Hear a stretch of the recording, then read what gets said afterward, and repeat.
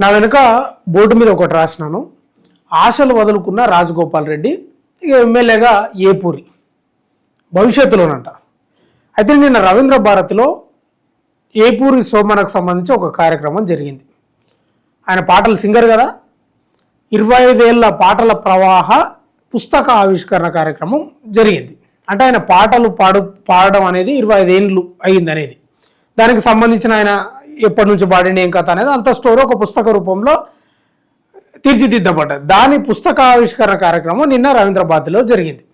దానికి రాజగోపాల్ రెడ్డి కూడా హాజరైండు, అంటే ఆహ్వానించినట్టున్నారు, హాజరైండు.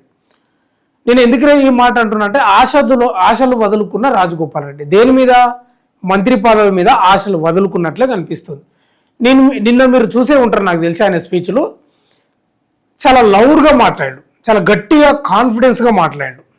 ఏదో భయపడి నాకేదో పదవి వస్తుందేమో చూద్దాం అనే స్థాయిలో లేవు. ఒక రకంగా రేవంత్ రెడ్డినే టార్గెట్ చేసిండు.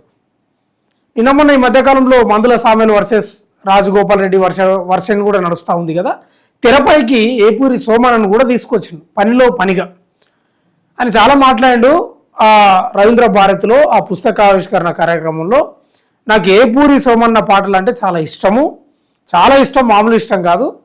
నాకు ఏపూరి సోమన్న, ఇప్పుడు నల్గొండ గద్దర్ ఉన్నాడు కదా సింగర్, ఆయనను గద్దర్ రూపంలో ఇద్దరిని చూసుకుంటా. నాకు ఏపూరి సోమన్న పాడిన పాటల్లో నాకు నచ్చే పాట, అమితంగా ఇష్టమైన పాట ఎవనిపాలైందిరో తెలంగాణ అయిన పాట చాలా ఇష్టం అని చెప్తున్నాడు. ఇప్పుడు ఆయన కాంగ్రెస్ ప్రభుత్వంలో ఎమ్మెల్యేగా, కాంగ్రెస్ ప్రభుత్వంలో భాగస్వామి ఆయన, అంటే ఎమ్మెల్యే, కాంగ్రెస్ ఎమ్మెల్యే, ఎవనిపాలైందిరో అనే పాట అంశాన్ని తెరపైకి తీసుకొచ్చి ఓ రకంగా కేసీఆర్ని టార్గెట్ చేసి మాట్లాడినట్టే కనిపించింది. కానీ దాంట్లో రేవంత్ రెడ్డిని కూడా టార్గెట్ చేసి మాట్లాడినట్లు నాకు స్పష్టంగా కనిపించింది. పనిలో పనిగా మందుల సామీలపై కూడా విమర్శలు గుప్పించాడు. నేను నామినేషన్కు డబ్బులు ఇస్తే నామినేషన్ వేసి గెలిచిన వాళ్ళు ఇలా తిరగబడుతున్నారు, నేను మంచి చేస్తా అందరికి కానీ నాకెవరు మంచి చేయరు, ఎందుకో ఏం చేస్తావు నా పరిస్థితి అట్లా ఉంది అని చాలా మాట్లాడాడు. అయితే ఆయన మాట్లాడిన మాటల్లో ఎక్కడ ఇప్పుడు రాష్ట్ర సర్కారును ఉద్దేశించి ఏదో లొంగి వంగి నాకు మంత్రి పదవి వస్తుంది నేను కొంచెం చూసి మాట్లాడాలనేది కనిపించలేదు. ఏకదాటిగా మాట్లాడాడు. ఇక ఆయన నేను మాట్లాడితే మత రాజకీయాలే వేరే అయిపోతాయి, అసలు నేను మునుగోడులో గతంలో బీజేపీ నుంచి పోటీ చేసినప్పుడు కేసీఆర్ మొత్తం 100 మందిని దించిండు, నాకు పెద్ద లెక్క కాదు అనే స్థాయిలో ఆయన మాటలు మాట్లాడుకుంటూ వచ్చాడు. అంటే ఏపూరి సోమన్నను కూడా ఏం చెప్తా ఉన్నాడంటే, ఏపూరి సోమన్న కూడా అసెంబ్లీలో అడుగు పెట్టాలి శాసనసభలో అని ఏం చెప్తా ఉన్నాడు అంటే, ఆయన ఏదో ఒక నియోజకవర్గం నుంచి అయితే నెక్స్ట్ అది 28, 29 ఎలక్షన్లో కానీ నెక్స్ట్ ఎలక్షన్లో అసెంబ్లీలో ఉంటాడని చెప్తా ఉన్నాడు. మరి ఎవరిని టార్గెట్ చేస్తూ ఉన్నాడు? ఈ మధ్యకాలంలో ఎక్కువ దగ్గర అవుతున్నాడు ఏపూరి సోమన్నకు, ఎక్కువ ఆయన పక్కన నిల్చోబెట్టుకుంటున్నాడు. ఆయన ఎక్కడ పోయినా కొంత ఏపూరి సోమన్నను తీసుకుపోతున్నట్లు కనిపిస్తూ ఉంది. మరి టార్గెట్ తుంగతుర్తే అసెంబ్లీ నియోజకవర్గాల సంఖ్య కూడా పెరగబోతుంది అనే వార్తలు కూడా వస్తూ ఉన్నాయి. మరి ఇంకేదైనా నియోజకవర్గం నుంచి అది తెలియదు. కానీ మొత్తం మీద అయితే రాజగోపాల్ రెడ్డి తీవ్ర విమర్శలే చేసాడు. అటు మందుల సామేలపై ఇండైరెక్ట్గా అసలు ఎక్కడ పేరు తీయలేదు, రేవంత్ రెడ్డి పేరు ఎక్కడ తీయలేదు, తెలంగాణ సర్కార్ ఈ ప్రభుత్వం అని ఇట్లా చెప్పలేదు, కానీ టార్గెట్గా మాట్లాడాడు. అందుకే నేనేం చెప్తా ఉన్నా అంటే, ఆయన నిన్న మాట్లాడిన మాటలను చూస్తూ ఉంటే ఈ మంత్రి పదవిపై ఆశలు వదులుకున్నట్లే కనిపిస్తూ ఉంది. ఆయన స్వరాన్ని, ఆయన గళాన్ని, ఆయన యొక్క ప్రశ్నించే తత్వాన్ని పెంచినట్లు కనిపిస్తూ ఉంది. కానీ ఇక్కడ మనం ఒకటి గమనించాల్సింది ఏంటంటే, ఇప్పుడు ఏపూరి సోమన్న ఎస్సీ సామాజిక వర్గానికి సంబంధించిన వ్యక్తి, మందుల సామేలు కూడా ఎస్సీ సామాజిక వర్గానికి సంబంధించిన వ్యక్తి. ఇప్పుడు వీళ్ళిద్దరి మధ్యలోనే మళ్ళీ పంచాయతీ పెట్టాడు,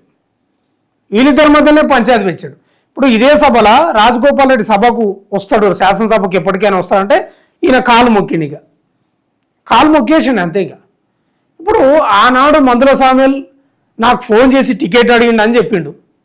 ఇవాళ ఆయన శాసనసభ నియోజకవర్గానికి పోయినప్పుడు నాకు ఎందుకు చెప్తలేరని ఆయన ప్రశ్నించాడు. ఇలా ఏపూరి సోమన్నను కూడా తీసుకొస్తా ఉన్నాడు. ఈయన కూడా మరి మీకు లొంగి వంగే ఉంటాడా అంటే, ఎప్పుడు లొంగి వంగి ఉండాల్సిన పరిస్థితి ఉంటుందా ఏమో. మరి మొత్తం మీద అయితే ఏపూరి సోమన్నను ముందరికి తీసుకొస్తారు. అంటే మందుల సామేలను టార్గెట్గా ఏపూరి సోమన్నను ముందరికి తీసుకొస్తున్నాడు. కానీ ఒకటి గుర్తుపెట్టుకోవాలి, మీరు ఈ రాష్ట్రంలో బీసీ ఎస్సీ ఎస్టీల ఓట్లు అత్యధిక శాతం. మీరు ఇప్పటికీ మేమే శాసిస్తున్నాం, మేమే టికెట్లు ఇప్పిస్తున్నాం, మేమే నామినేషన్లకు డబ్బులు ఇస్తున్నాం, మా వల్లనే గెలుస్తున్నారనే ఆ భావన ఇంకా ఎన్ని రోజులు నడిపిస్తారో ఏం కథనో తెలియదు. కానీ ఏపూరి సోమనాథ్ మాత్రం ముందుకు తీసుకొస్తా ఉన్నాడు. అంటే ఇవాళ రాజకీయాలు ఎట్లా ఉన్నాయంటే తెలంగాణ రాష్ట్రంలో ఎవరో అగ్రకుల వ్యక్తులు రెడ్డిలో వాళ్ళు టికెట్లు ఇప్పిస్తే నామినేషన్కు డబ్బులు ఇస్తే గెలిపించే స్థాయిలో బీసీ ఎస్సీ ఎస్టీలు ఉన్నారా అనే క్వశ్చన్ మెదులుతూ ఉంది. ఇది నిజంగా చర్చించుకోవాలి. మరి డబ్బంతా వాళ్ళ దగ్గరనే ఉందా, దోచుకోవడం అంతా వాళ్ళే దోచుకుంటున్నారు, మరి అంతే కదా. ఆ స్థాయిలో ఉన్నాయి రాజకీయాలు. రాజగోపాల్ రెడ్డి రెండు అంశాలు ఏంటంటే ఆయన మంత్రి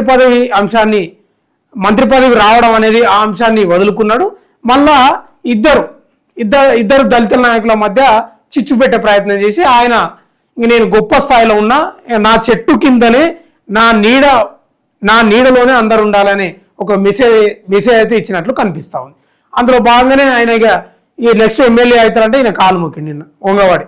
అట్లా ఉన్నాయి రాజకీయాలు. ఏం చేస్తాం అంటే జనాభా ఎవరిది, ఓట్లు ఎవరివి, శాతం ఎవరిది, కాళ్ళు మొక్కుడు ఎవరో ఆలోచన చేయాలి. బీసీ ఎస్సీ ఎస్టీ ప్రజలు నాయకులు చూస్తూనే ఉండండి మన తొలి వెలుగు.